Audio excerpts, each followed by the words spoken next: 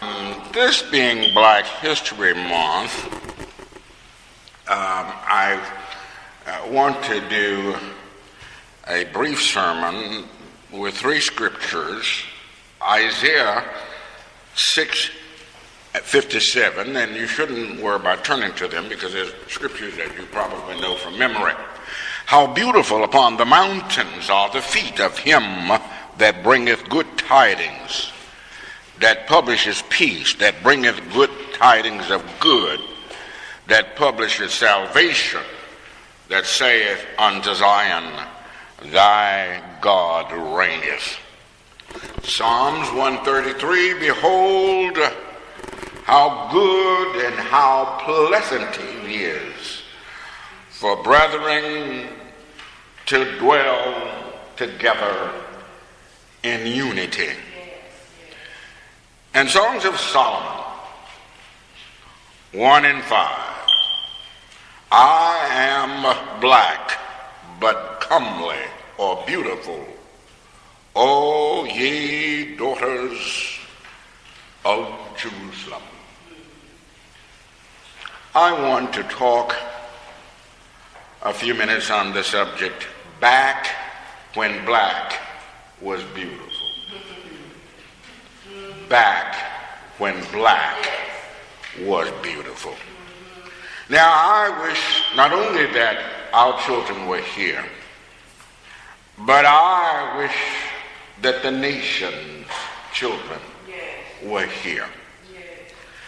This is going to be a short sermon, hopefully, but I wish that all of the nation could hear this message.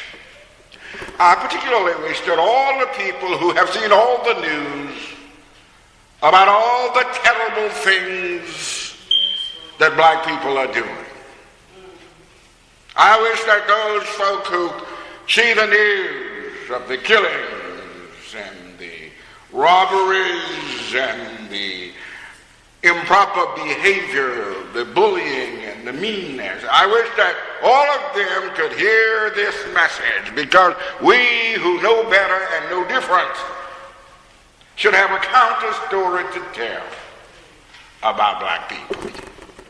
There was a time when black was beautiful. Now, years ago, it became popular.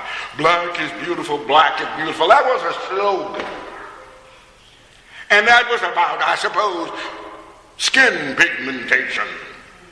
But what I'm talking about is more than skin pigmentation. I'm talking about cultural lifestyle, a cultural way of life, the essence of what a people are. Back when black was beautiful. Beautiful here is not dressing up and looking good. Beautiful here is having your behavior in line with God. Those scriptures that I read in Isaiah and Psalms and Songs of Solomon, these scriptures indicate character and culture and a way of life. So there was a time in the life of black people when we were very beautiful. If you paid attention to the program, responsive reading, all the things that have been put together about what black people had done and did during a particular time in our lives, basically the 60s, you see the beauty of black people, but the beauty goes way back beyond that. The beauty was dramatized and elevated during that time because it could be on television. But what you saw on the TV during the 60s, the foundation for that had been built long before that. So these people were beautiful. We were beautiful when we stood together in unity. How beautiful. Behold how good and how pleasant it is for brethren to dwell together in unity. When we as a people were unified. Now, unified here does not necessarily mean that we agreed on everything. There's always been disagreements in people, and there have even been disagreements in families. There's always been some disagreements. But we were together as a people, and as much as we wanted all of the people to be a part of us and each other, we were together as a people, and it was a beautiful thing. We had that unity. We had that togetherness. We had that oneness of purpose that we wanted to improve. And all of those civil rights organizations were called in the responsive reading. There were different organizations headed by different individuals. But they were all working toward the advancement of what they called at that time colored people. They were all working to move us ahead. They were all working to have a better life for the next generation. We were a unified people, and it was beautiful to see people working together in a unified way. We were beautiful when we preferred pleasantness over meanness. I have a friend, and there are still places in the South where people prefer pleasantness over meanness. I have a friend that moved to South Carolina recently, and I've had people to tell me the same thing when they go down to Mississippi, northern folks. And they say, folks just come up to you and start a conversation, and folks speak to you, and I don't know these folks, and some of them are white, and they just come up and start act like we know each other, and start talking and asking how you're doing, and it seems like they're really concerned about you. They're so nice down here. There was a time when we were a nice people. There was a time when we preferred pleasantness over meanness.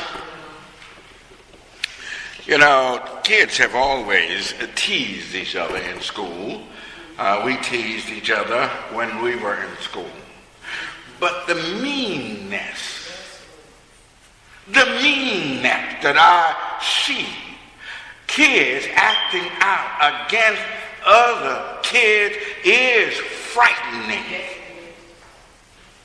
Kids so tormented and humiliated that some of them are driven to suicide.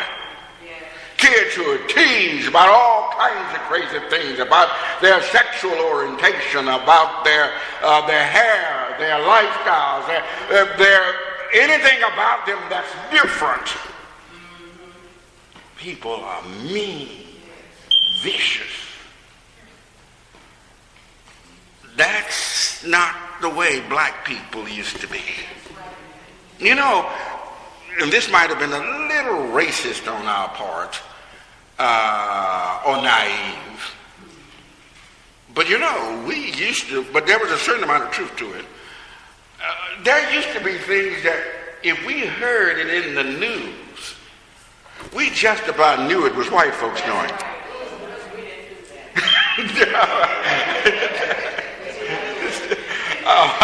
I hate to say it like that, but that's what we thought, whether now how true it was. But when we heard about child abuse and some of the other things, we just knew that it was a white person. Now this is not necessarily, I don't want this to come off as racist.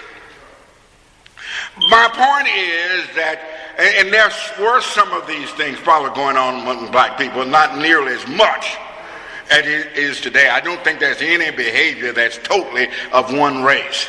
But it was so uncommon, is my point. It was so uncommon that we just didn't see that kind of thing happening. We could, children could just about stay. You could just, wherever it got dark, we could, sometimes I knew cases where you didn't know who the child belonged to. Children were staying at their aunt's house, and when I went to Fulton, there was a boy, this one family that I know, it's 4 boys, and there was another young man that lived at the house. I was in Fulton a year before I found out that boy was not Kendall, not that lady's son. He was there a year.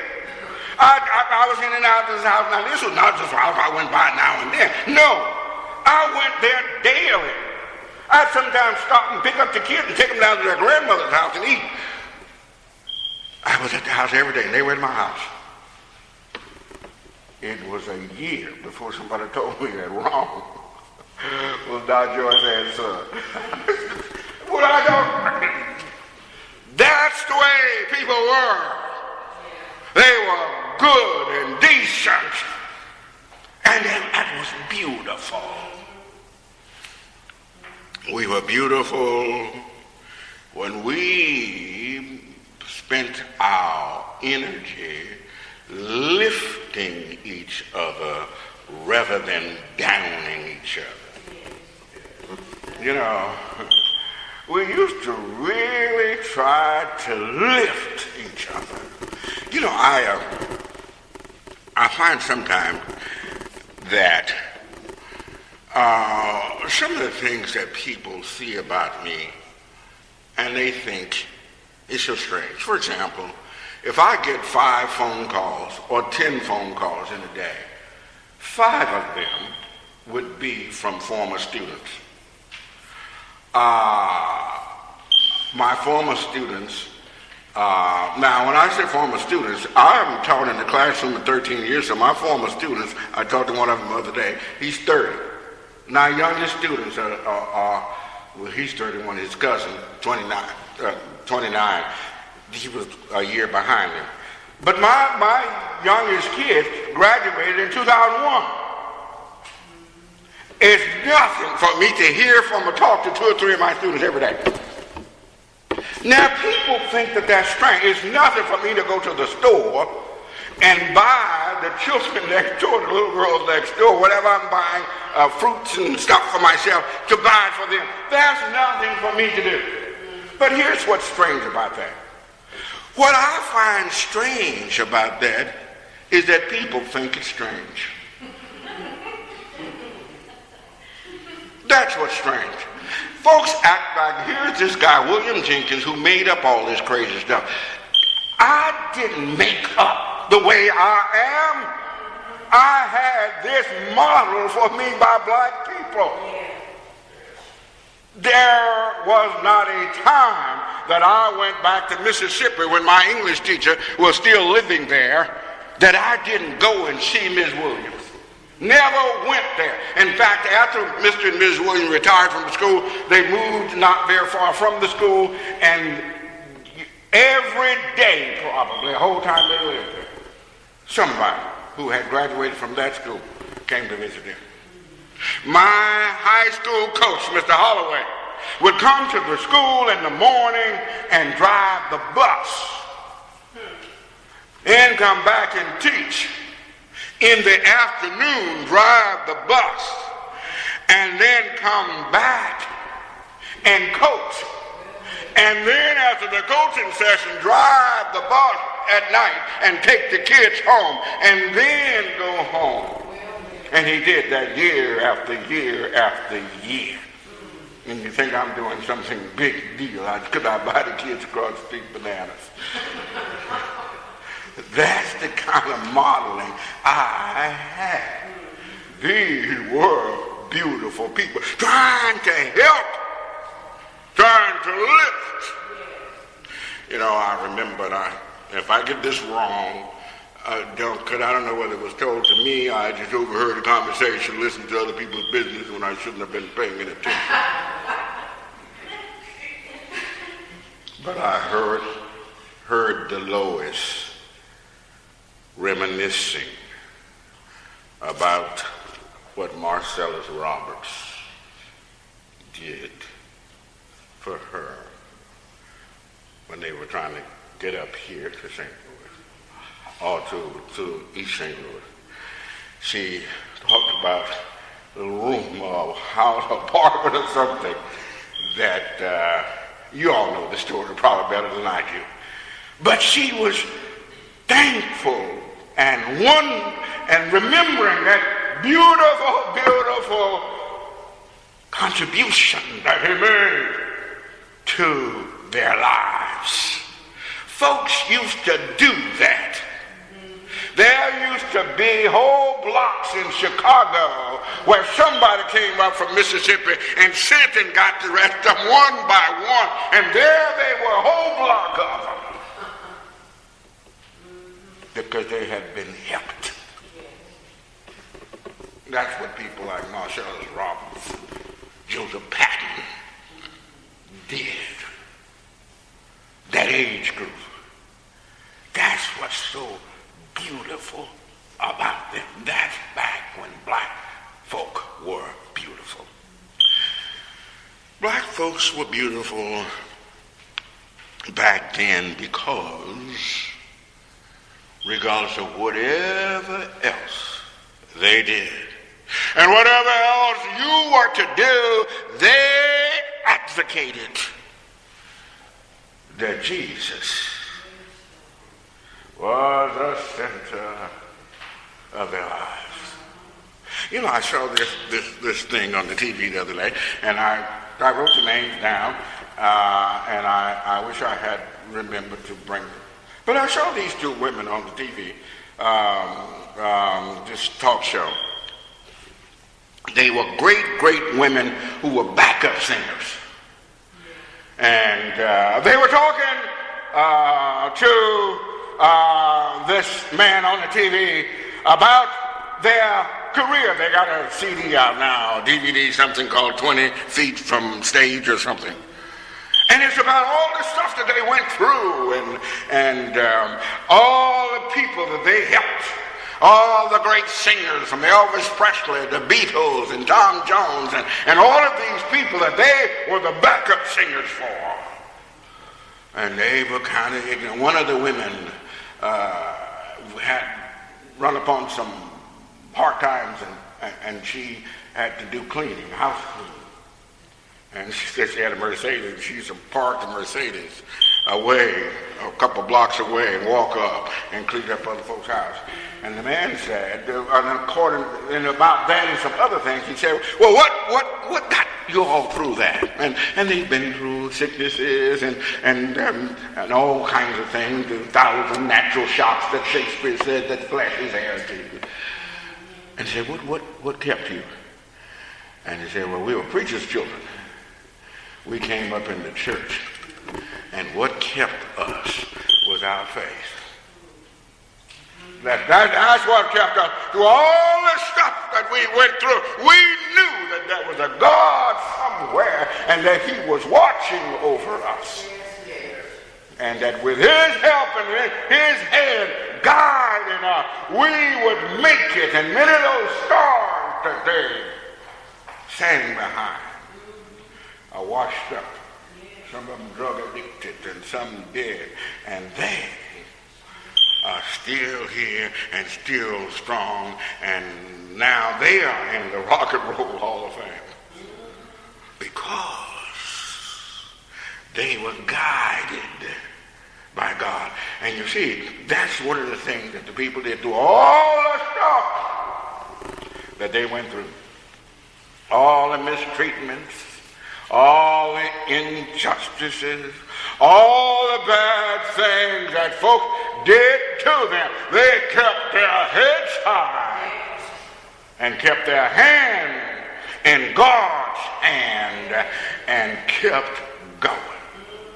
You know, there was this time when Martin Luther King and the people were marching over the Selma Bridge, and the policemen had come out, and the highway patrolmen and National Guards, and they were there with their dogs and with their fire hoses and with their guns and bayonets. And someone asked Martin, what are we going to do? The dogs started barking. What are we going to do? As they start screaming out loud. What are we going to do when things get crucial? And he said, pray and keep walking. That's a great message that we got from our beautiful people. That when tough things happen to you, when bad news comes to you, when folks mistreat you, when life turns out to seemingly turn against you, what do? You just pray and keep walking. Back when black was beautiful.